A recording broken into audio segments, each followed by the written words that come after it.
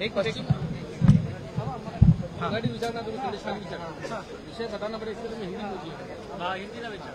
Sir, पश्चिम बंगाल के संदेश खाली में जिस तरीके से महिला सुरक्षा के ऊपर बड़ा सवाल खड़ा होता है, ममता बनर्जी जो है उनकी सरकार की कहीं ना कहीं फेलियर जो है वो सामने नजर आ गया, आप क्या प्रतिक्रिया इस पूरे मामले में? देखो, ममता बनर्जी का नाम बदलना चाहिए। उनके हृदय में अपने पश्चिम बंगाल के जनता के लिए कोई ममता नहीं।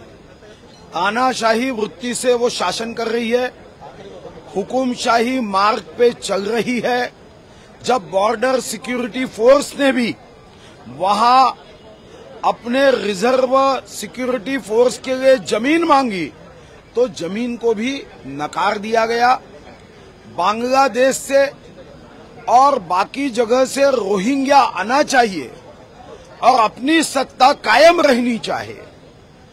कुछ तुष्टीकरण की राजनीति से वहां का हिंसाचार यह हमारे लिए बड़ा चिंतनीय है।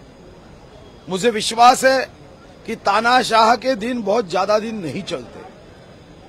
पश्चिम बंगाल में जो हिंसा की घटनाएं हो रही है, एक दिन वहां का जनाक्रोश ममता बनर्जी के सत्ता को समूल नष्ट कर देगा। मुख्यमंत्री कुर्सी को वो ममता बनर्जी से इतना दूर कर देगा कि 10 जन्म भी फिर ममता बनर्जी कभी राजनीति में कोई बड़ा पद नहीं पा सकेगी। घटनेची बैठक आता संपलेली आहे। मराठा आरक्षणावरती विना चर्चा आता एकंदरीत या प्रकारे निर्णय व्हावा, मुख्यमंत्र्यांनी अभिभाषण करावं असा निर्णय झालेला आहे। महिला मुख्यमंत्री होने के बावजूद, जिन्हें प्यार से दीदी कहा जाता है, उसके बावजूद महिला सुरक्षा पे सवाल खड़ा होना पश्चिम बंगाल में बहुत गंभीर विषय है। देखो, पाषाण युग से जब हम यहां तक आए, मगर ऐसे कुछ लोग हैं जो पाषाण युग से पाषाण हृदय तक, जिसका उदाहरण ममता बनर्जी है। सर, मराठा आरक्षणावरती आता जे विधेयक आहे ते बिनविरोध पारित केलं जाणार आहे। विरोधकांची पण भूमिका एकच आहे। आता सर्व पक्षातील नेत्यांची एक भूमिका आहे, काय कसं बघताय? आता अधिवेशनामध्ये या संदर्भामध्ये जेव्हा विधेयक मंजूर केलं जाईल त्यानंतरच प्रतिक्रिया देणं योग्य होईल। मराठा आरक्षणाच्या बाजूनी माननीय एकनाथ शिंदेजी, माननीय देवेंद्र फडणवीसजी, माननीय अजित पवार आणि आम्ही सर्वजण संवेदनशील आहोत, सकारात्मक आहोत। महाराष्ट्राच्या प्रगतीमध्ये, उन्नतीमध्ये बाधा येईल अशा पद्धतीने महाराष्ट्रामध्ये प्रश्न राहू नये।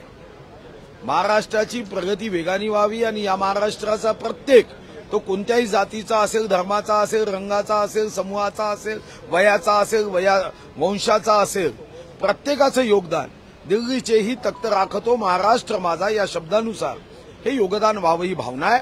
मराठा समाजातील तरुण तरुणी, युवक युवती, विद्यार्थी विद्यार्थिनींना न्याय देण्यासाठी सरकार कटिबद्ध आहे आणि याबद्दल चर्चा होऊन एकमेकाशी संवाद करून समाधानापर्यंत जाण्याचा प्रयत्न आहे। मात्र कुठेतरी पुन्हा भविष्यामध्ये या कायद्याला कुठेतरी आव्हान देण्यात येईल कोर्टामध्ये।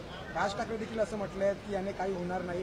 हा सर्व विषय तो केंद्रातल्या हातामधला आणि सुप्रीम कोर्टामधला आहे। तर मग असं आहे, चक्रधर स्वामीच्या कथेप्रमाणे हत्तीचं वर्णन प्रत्येक जण आपापल्या परीने करायचा।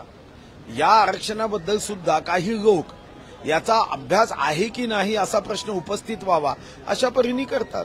सरकारकडे या संदर्भामध्ये प्रशासकीय फौज आहे, IAS अधिकारी आहे आणि म्हणूनच माननीय देवेंद्रजी मुख्यमंत्री असताना आपण जे आरक्षण दिलं, हायकोर्टामध्ये त्याचं रक्षणही केलं।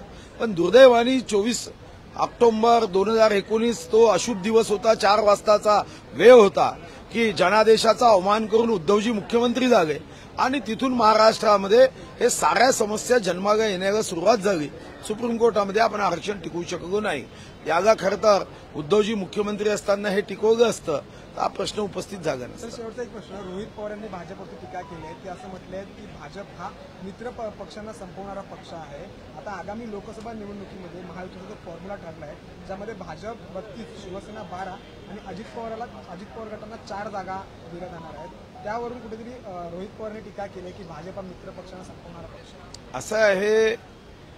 टीका त्यांनी केली याचं कारण त्यांना शरद पवार साहेबांच्या गुडबुकमध्ये जायचं आहे पण माझा अनुभव गेल्या काही वर्षातला आहे, जे जास्त टीका करतात ते नंतर भाजपचा झेंडा हाती घेतात आणि विश्वगौरव नरेंद्र मोदींच्या नेतृत्वात देशाची चिंता करतात. त्यामुळे रोहित पवार जेवढी जास्त टीका करतील याचा अर्थ ते भविष्यामध्ये भारतीय जनता पार्टीच्या मार्गावर येतील, याच्याबद्दल माझ्या मनात शंका नाही. आणि तुम्ही गेल्या 4-5 वर्षामध्ये सारे टीव्ही चॅनल्समध्ये ज्यांनी टीका केली ते नंतर आमच्या पक्षाच्या सोबत आगेत, हा अनुभव तुम्ही घेतला आहे. आणि मग नावं घ्यायला जाऊ नका. आणि अनेक लोक त्या मार्गावर आहे. अजूनपर्यंत आम्ही आमचा दरवाजा काही लोकांसाठी उघडलेला नाही. तुम्ही ऐतिहासिक निर्णय घेतलेला आहे. दानपट्टा हे राज्याचे शस्त्र म्हणून आता घोषित झालेलं आहे. मात्र सर्वसामान्यांपर्यंत हे पोहोचण्यासाठी काय वेगळी योजना? साधारणतः अनेक योजना आम्ही करतो आहे आणि शिवभक्तांचा आणि विशेष करून महाराष्ट्राच्या जनतेच्या शुभकामना आमच्या या सर्व प्रकल्पाच्या पाठीशी उभ्या आहेत. आपल्याला माहिती आहे की आता ब्रिटनमधून सुद्धा 4 मे ही तारीख निश्चित झाली. ब्रिटनमधून वाघनक येण्याच्या दृष्टीने 4 मेला वाघनक पाठवण्याच्या दृष्टीने त्यांनी आता आम्हाला लेखी सर्व ब्रिटन सरकारच्या अनुमती घेऊन आम्हाला पत्र पाठवलं आहे. दानपट्टा हे राज्य सशस्त्र करण्याचा निर्णय यासाठी घेतला की हा दानपट्टा हे आमच्या पराक्रमाचं प्रतीक आहे, आमच्या वीरतेचं प्रतीक आहे. छत्रपती शिवाजी महाराज असतील, जर आपण विधानसभेमध्ये छत्रपती शिवाजी महाराजांचं तैलचित्र बघितलं ते एका हातामध्ये तलवार आहे आणि दुसऱ्या हातामध्ये दानपट्टा आहे. एवढंच नव्हे तर रशियात, अमेरिकेत किंवा अनेक संशोधकांच्या पुस्तकामध्ये मराठ्यांच्या या वैशिष्ट्यपूर्ण शस्त्राबद्दल नोंदी केलेल्या आहे. हा दानपट्टा आमच्या मराठ्यांच्या युद्धनीतीतलं एक महत्वाचं शस्त्र आहे, ज्याचा वापर सर्वात जास्त महाराष्ट्रात केला गेला. बाजी प्रभू देशपांडेने सुद्धा इतक्या वेगाने हा दानपट्टा फिरवला आहे की यम येण्याच्या अगोदरच त्या औरंगजेबाची सेना ही समाप्त व्हायची. आणि म्हणून आपण दानपट्टा आग्र्याच्या किल्ल्यामध्ये माननीय मुख्यमंत्री महोदयांना GR दिला, माननीय उपमुख्यमंत्री देवेंद्र फडणवीसांना GR दिला, दानपट्टाही भेट दिला. आणि दानपट्टा हा काल आपण राज्यशस्त्र म्हणून घोषित केला. आपण मंत्रालयाच्या खालती त्रिमूर्ती सभागृहामध्ये आपल्या राज्याचे जेवढे मानचिन्ह आहे त्या मानचिन्हाचं दालन उभं करतोय. आणि नंतर धीरे धीरे हा दानपट्टा किंवा राज्याच्या या प्रतीकांची माहिती ही विद्यार्थ्यांपर्यंत पोहोचवण्याच्या दृष्टीने आपण एक योजना करतो. अबकी बार 405 मोदीजींनी दिलेल्या अशामध्ये देशातले सहयोगी घटक पक्ष आहेत आणि एकत्र येण्याचे काम सुरू आहे. राज्यामध्ये मनसेबरोबर करण्याचे प्रयत्न आहेत. नाही, अबकी बार 400 पार हा पहिला नारा जर कोणी दिला असेल तर खरगे साहेबांनी दिला. आणि नंतर लोकसभेत, राज्यसभेत भाषणात मोदीजींनी सांगितलंय की आम्ही तर म्हणतोच आहे अबकी बार, पण खरगे साहेबही 400 पार म्हणताय. तो व्हिडिओ तुम्ही व्हायरल झाला. खरगेंनी 400 पार सांगितलं आहे. तर खरगेंची इच्छा पूर्ण करण्यासाठी या देशातला राष्ट्रभक्त, देशभक्त कार्यकर्ता, तेरा वैभव अमर रहे मा हम दिन 4 रहणार है या भावनेनी 370 भारतीय जनता पार्टीचे आणि एनडीएचे मिळून 400 पार हा संकल्प आहे. आणि या संकल्पाला हा नम्रतेचा संकल्प आहे, हा उन्मत्तपणाचा नाही. पण अबकी बार 400 पार यासाठी प्रचंड प्रयत्नाची पराकाष्ठा भारतीय जनता पार्टी व एनडीएचे कार्यकर्ते करणार आहे. आणि त्यासाठी 2 दिवस आमचं दिल्लीत अधिवेशन येईल. अशा परिस्थितीत मनसेची साथ लागली तर नाही, आता यावर मी छोटा कार्यकर्ता आहे. कोणी साथ द्यायची नाही, कोण कधी पक्षात येईल याच्याबद्दलचं तर आमचं नेतृत्व निर्णय करते.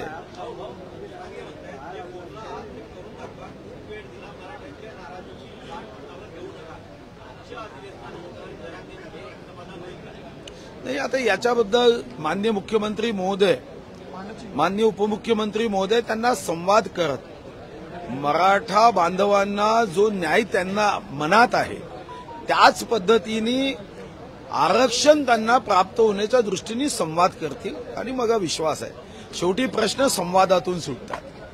संवादातून समाधानाकडे जाण्याच्या दृष्टीने माननीय मुख्यमंत्री त्यांच्याशी चर्चा करतील.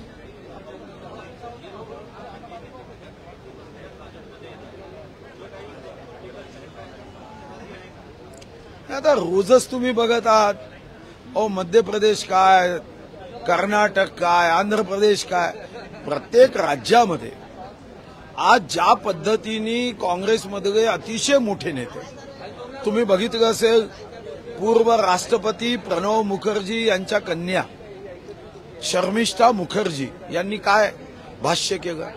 आपण बघितलं असेल पूर्व प्रधानमंत्री नरसिंहरावजी यांच्या सुपुत्रांनी काँग्रेसबद्दल काय भाष्य केलं. मी जर नावं सांगायला सुरुवात केली तर काँग्रेसमध्ये गुलाब नबी आझादापासून अनेक असे नेते आहेत की जे भारतीय जनता पार्टीच्या विचाराच्या सोबत प्रत्यक्ष अप्रत्यक्ष आपल्या शब्दातून पाठिंबा व्यक्त करतात. ज्योतिरादित्य सिंधिया आमच्यामध्ये आले.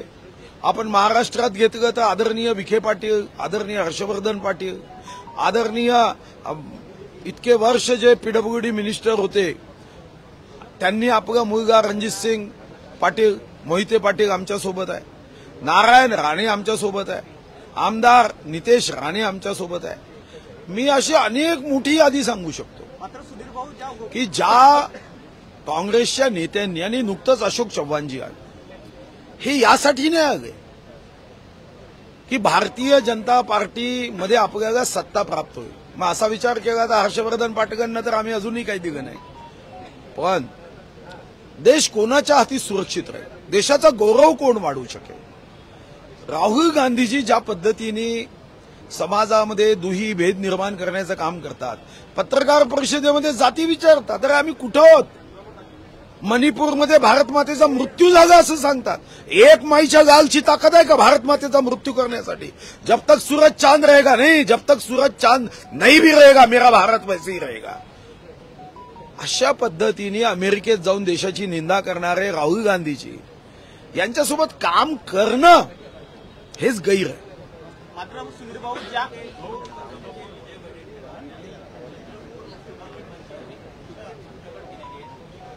माझी काय प्रतिक्रिया आहे त्यांच्या इच्छेबद्दल, मी कशाला प्रतिक्रिया देईन.